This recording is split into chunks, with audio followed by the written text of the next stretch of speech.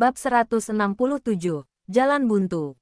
Gang itu hanya cukup lebar untuk dilewati 3 orang. Dan itu jalan buntu. Ren Xiaosu mengukur dua makhluk gaib dari Midnight saat mereka berdiri di jalan buntu. Sejujurnya, dia belum pernah bertarung dengan serius dengan makhluk gaib lainnya. Jadi dia ingin melihat bagaimana dia mengukurnya. Hanya dengan melawan mereka dia akan punya ide. Ren Xiaosu tidak pernah pengecut. Jika dia tidak akan pernah bertahan di hutan belantara untuk waktu yang lama. Karena dia tidak bisa mengabaikan masalahnya. Dia akan membunuh mereka yang menyebabkannya. Begitulah hukum padang gurun. Kedua makhluk supernatural saling memandang dan menembaki Ren Xiaosu bersamaan. Mereka sudah gagal sekali malam ini. Jika mereka gagal lagi, kemungkinan besar mereka akan menghadapi nasib dilenyapkan juga. Dinding di kedua sisi gang terbuat dari batu bata abu-abu. Dan Ren Xiaosu tidak punya ruang untuk menghindari tembakan. Tetapi pada saat itu, kloning bayangan di istana terpisah dari Ren Xiaosu dan muncul di depannya. Ren Xiaosu dan klon bayangan berdiri dalam garis lurus sempurna. Ketika peluru menghantam klon bayangan, seolah-olah mereka telah ditembakkan ke laut dalam. Peluru tidak bisa menembusnya untuk menyebabkan kerusakan pada Ren Xiaosu sama sekali. Tapi ketika peluru mengenai tubuh klon bayangan, Ren Xiaosu merasa seperti mereka langsung memukulnya. Dia hanya bisa mengerutkan kening dan menahan rasa sakit untuk saat ini. Rasa sakit yang intens terus menyebar melalui anggota badan dan tulangnya. Tetapi semakin banyak rasa sakit, Ren Xiaosu yang lebih sadar merasakan. Sepertinya dua makhluk gaib dari Midnight tidak menyangka bahwa kekuatan super Ren Xiaosu bisa memanggil klon bayangan. Alasan mereka memburu mereka adalah agar mereka bisa menangkap Su Xianchu. Konsorsium King mengeluarkan surat perintah penangkapan untuk Su Xianchu, serta penampilan dan kekuatan supernya. Bukan lagi rahasia. Itu membuat perusahaan Pyro sangat tertarik pada Su Xianchu. Mereka mengira orang yang Luolan kejar adalah Su Xianchu. Tetapi mereka tidak menyangka akan menjadi orang ini di depan mereka. Mereka mencibir dan melemparkan pistol ke tanah. Kemudian mereka masing-masing menarik pedang panjang dari pinggang mereka. Ketika datang untuk berburu makhluk gaib, mereka yang terbaik dalam hal itu. Tiba-tiba, Ren Xiaosu melihat salah satu dari mereka melepas sarung tangan kulit hitamnya. Apa yang seharusnya menjadi tangan di bawah sarung tangan ternyata cakar hitam. Apakah dia masih manusia? Mungkinkah ini hasil modifikasi genetik mereka? Salah satu anggota Midnight tertawa dan berkata, "Keberanianmu mengagumkan." Ren Xiaosu memandangi dua makhluk gaib dalam diam. Dia hanya mengangkat tangannya ke udara dan menangkap sesuatu. Lalu dia menariknya keluar. Kedua makhluk gaib melihat Ren Xiaosu menarik pedang hitam misterius dari udara tipis. Kekuatan macam apa itu? Mereka berdua mengerutkan kening karena mereka belum pernah melihat makhluk supernatural dengan dua kekuatan super yang sama sekali berbeda sebelumnya. "Mengapa kamu memiliki dua jenis kekuatan super?" tanya salah satu anggota Midnight sambil mengerutkan kening. Ren Xiaosu tersenyum dan berkata, "Bukan dua tipe, tetapi 3 tipe." Selama percakapan, Ren Xiaosu mengaktifkan pintu bayangan kecil di sebelah pergelangan tangannya. Dia mengangkat pedangnya dan menikamnya melalui pintu bayangan. Sing, pria yang sedang berbicara itu menatap kosong pada ujung pedang yang menyembul keluar dari dadanya saat darah mengalir keluar. Adakah jenis kekuatan super yang licik itu? Dia bisa menikamnya dari belakang tepat di depannya. Anggota Midnight yang tersisa tercengang melihat pemandangan itu. Dia tidak akan pernah bisa berharap bahwa dua anggota mereka akan terbunuh dengan mudah. Tidak beberapa saat kemudian, klon bayangan membuatnya ganas sebagai kereta api. Makhluk gaib yang tersisa dari Midnight melompat ke udara, bermaksud untuk memotong klon bayangan dan membunuh Ren Xiaosu. Tapi sebelum dia bisa melompati kepala klon bayangan, makhluk gaib melihat klon bayangan melompat dari tanah juga. Dia menendang klon bayangan dengan salah satu kakinya. Tetapi klon bayangan mengambil tendangan tanpa rasa takut dan meraih pergelangan kakinya. Rasa sakit yang luar biasa menyebar dari pergelangan kaki makhluk gaib dan menyapu kesadarannya. Tangan bayangan klon itu menghancurkan pergelangan kakinya seperti sepasang penjepit. Dengan sedikit retak, dia terkejut menemukan pergelangan kakinya benar-benar hancur. Yang penting, tulang dan otot mereka jauh lebih keras daripada kebanyakan makhluk gaib lainnya. Dalam pertempuran normal, Mereka adalah orang-orang yang bisa menahan sebagian besar serangan. Tapi sekarang meja sudah dibalik. Tidak peduli fakta bahwa klon bayangan hantu bisa memblokir peluru. Itu bahkan bisa menghancurkan pergelangan kakinya dengan tangan kosong juga. Betapa mengerikan kekuatannya. Sementara itu, Ren Xiaosu, yang awalnya dalam siaga tinggi, tertegun. Mengapa orang-orang ini sangat lemah? Klon bayangan tidak berhenti setelah menghancurkan pergelangan kaki lawannya. Itu meraih pergelangan kakinya yang patah dan dengan kejam menariknya ke tanah. Ketika mereka bertarung di udara, gerakan mereka begitu cepat sehingga bayangan-bayangan yang terlihat.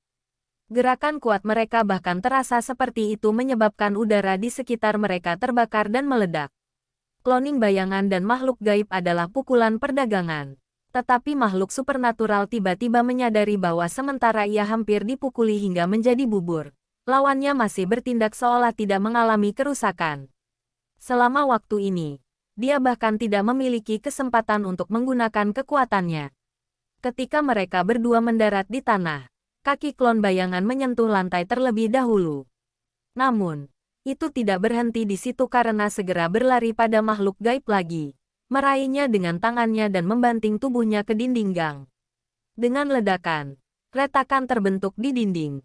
Retakan itu seperti sarang laba-laba mengerikan yang muncul di dinding. Makhluk supernatural yang terjebak di dalamnya tampak seperti gambar yang telah digantung di sana. Sebelum dia bisa pulih dari keterkejutannya, dia melihat klon bayangan mundur selangkah. Klon bayangan membungkuk ke depan dengan satu kaki di depan. Ketika itu bergerak lagi, itu menyerang dengan kejam padanya seperti bola meriam, yang mengarah dengan bahunya untuk menghasilkan kerusakan maksimum. Perut makhluk supernatural cepat menyerah. Itu terbukti betapa mengerikannya kekuatan tabrakan itu. Saat Ren Xiaosu hendak menghela nafas lega, dia merasakan udara di belakangnya beriak seperti air. Ren Xiaosu segera melihat ke belakang dan hampir tidak melihat sosok supernatural yang menuduhnya dengan pedang. Ternyata Midnight tidak hanya memiliki 4 anggota. Ada satu lagi yang bersembunyi di bayang-bayang dengan kekuatan supernya. Apakah mereka sudah selesai? Ren Xiaosu mencibir. Otot-otot perutnya menegang ketika dia memutar tubuhnya dan memotong pedangnya. Besi miliknya akan meraung di udara. Tidak ada yang tahu apa yang akan terjadi pada saat berikutnya kecuali Ren Xiaosu. Dengan dentang, makhluk supranatural terkejut menemukan pedang yang biasanya diandalkan untuk bertarung telah pecah karena dampak dengan pedang hitam misterius seperti terbuat dari kertas. Tepat setelah itu, dia melihat lengannya terpisah dari tubuhnya, dan lengan yang terputus itu menyemburkan darah seperti pompa. Tubuhnya yang transparan sebelumnya menampakkan dirinya di udara, membuatnya tidak bisa bersembunyi. Ren Xiaosu sudah tahu pedang hitam itu sangat tajam ketika dia menggunakannya untuk membunuh eksperimen. Barang-barang yang diberikan oleh istana pikiran misteriusnya tidak pernah mengecewakannya sebelumnya. Kemudian Ren Xiaosu menegangkan kakinya saat dia bergegas ke depan, memancarkan aura tekanan besar. Sebelum lawannya dapat kembali ke akal sehatnya, Ren Xiaosu telah mengambil musuhnya dari tanah dan memakukannya ke dinding bata di ujung gang dengan pedang hitamnya.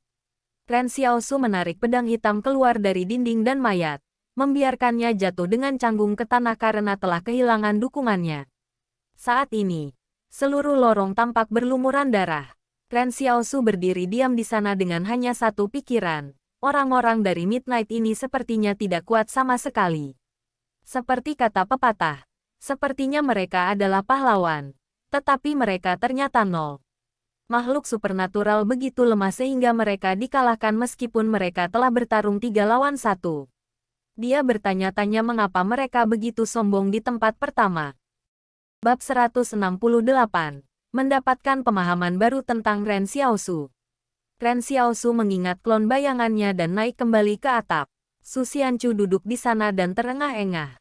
Lawannya sudah mati. Lehernya patah seperti putaran kue. 1. Ren Xiaosu memandangi sebuah gedung tinggi di kejauhan dan melambai padanya. Kemudian dia berkata kepada Su Xianchu, "Ayo pergi ke tempat tinggal saya dulu sehingga Anda bisa mandi dan berganti pakaian. Jika Anda ingin sampai ke Stronghold 178, Anda harus mengisi perut Anda sebelum berangkat."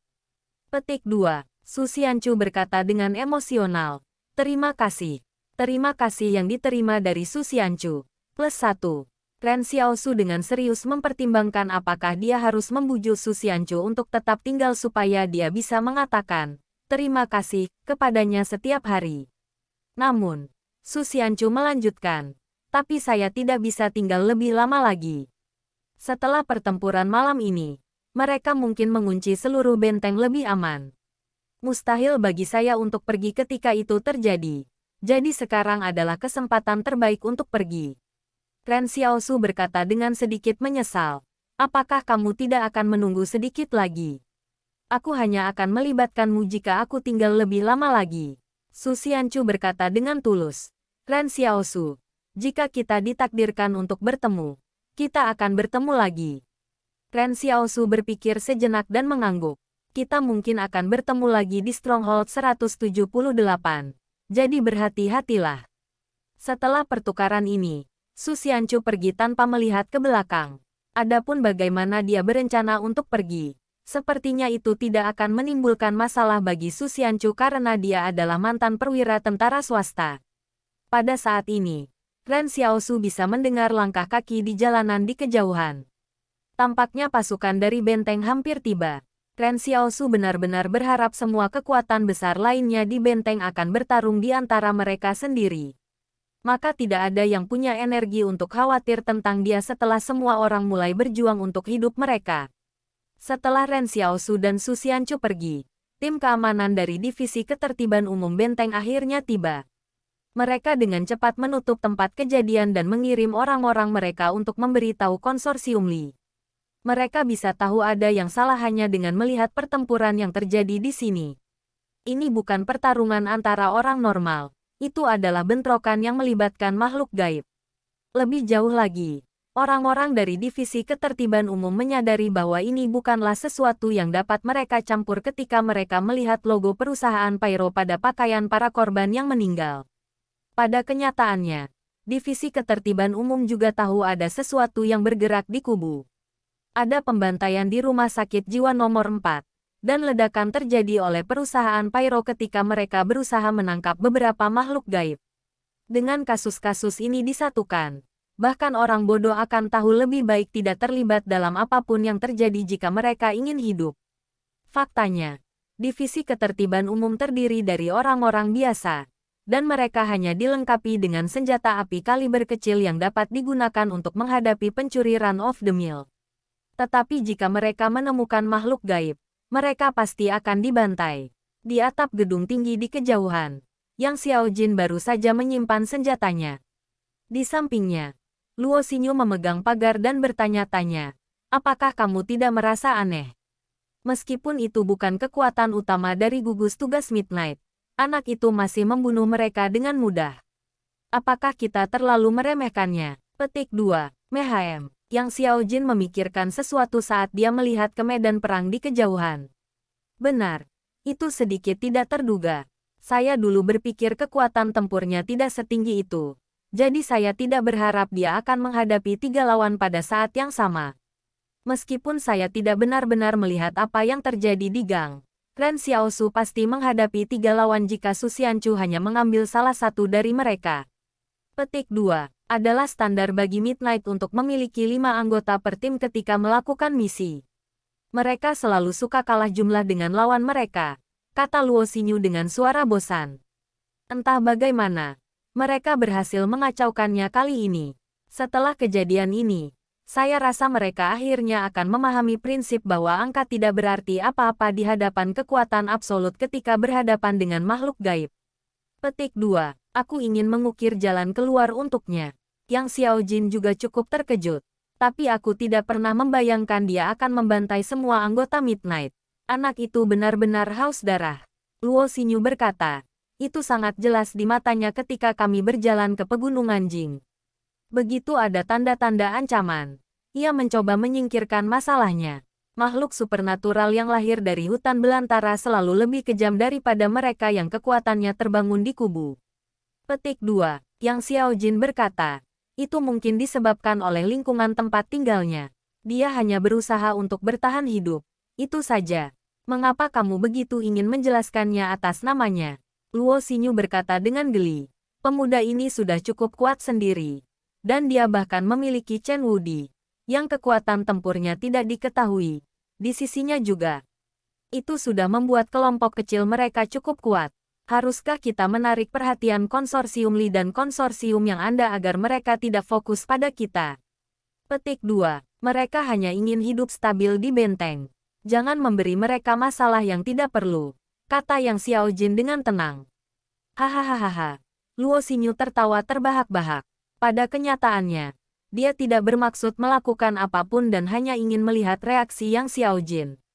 Yang Xiao Jin berkata dengan tenang, agak aneh. Bahkan sekarang, tidak ada yang menemukan kekuatan super apa yang dimilikinya. Petik 2. Luo Xinyu bertanya dengan heran. Apakah kamu tidak tahu apa kekuatan supernya? Dan mengapa aku tahu itu? Yang Xiao Jin melirik Luo Xinyu. Kalian berdua memiliki hubungan yang begitu baik. Jadi saya pikir dia akan memberitahu Anda tentang hal itu. Luo Xinyu tertawa. Kalian berdua adalah teman sekamar. Dengan satu menjadi anggota Dewan Siswa dan yang lainnya menjadi pemantau kelas. Yang Xiao Jin memandangnya. Pasukan tempur konsorsium Li akan segera tiba di sini. Ayo pergi. Baiklah. Baiklah. Luo Xinyu mengaktifkan Shadow Door dan membawa Yang Xiao Jin menjauh dari atap dalam sekejap. Malam ini, Yang Xiao Jin dan Luo Xinyu telah memperbarui pemahaman mereka tentang Ren Xiaosu. Mereka mengira dia adalah makhluk supernatural, tetapi mereka tidak pernah berharap dia begitu kuat.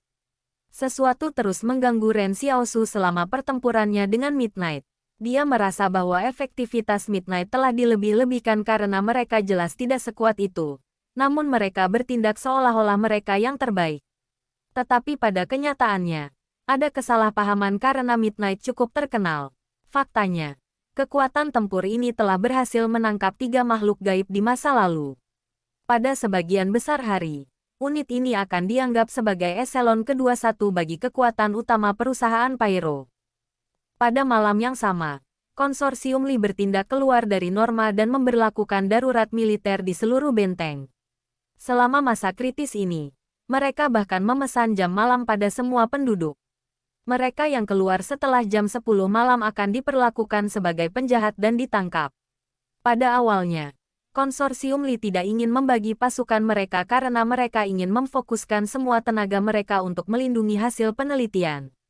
Bagaimanapun, itu adalah prioritas utama mereka saat ini. Tetapi frekuensi insiden yang terjadi di benteng semakin meningkat. Tidak peduli seberapa bagus mereka dalam bertahan, mereka tidak bisa duduk diam saat ini. Faktanya, alasan kelompok Luolan terus menyebabkan masalah di mana-mana adalah agar konsorsium Li akan sibuk sampai di telinga mereka. Akhirnya, itu akan sampai ke titik di mana mereka tidak punya pilihan selain untuk membagi tenaga mereka. Dan setelah pertempuran Ren Xiaosu dengan Midnight malam ini, konsorsium Li tidak bisa menahan diri lagi. Bahkan sebelum matahari terbit, resimen tentara berpatroli di jalan-jalan. Ketika mereka menemukan orang yang mencurigakan, mereka akan pergi dan menginterogasi mereka. Pasukan pribadi dan divisi ketertiban umum telah memotong cuti mereka. Dengan sepertiga dari ORBAT konsorsium Li juga dimobilisasi untuk operasi ini. Tiba-tiba, rasanya seperti perang akan pecah di benteng. Tali yang longgar telah mengencang. Ren Xiaosu bisa merasakan ketegangan di luar toko saat badai muncul di benteng.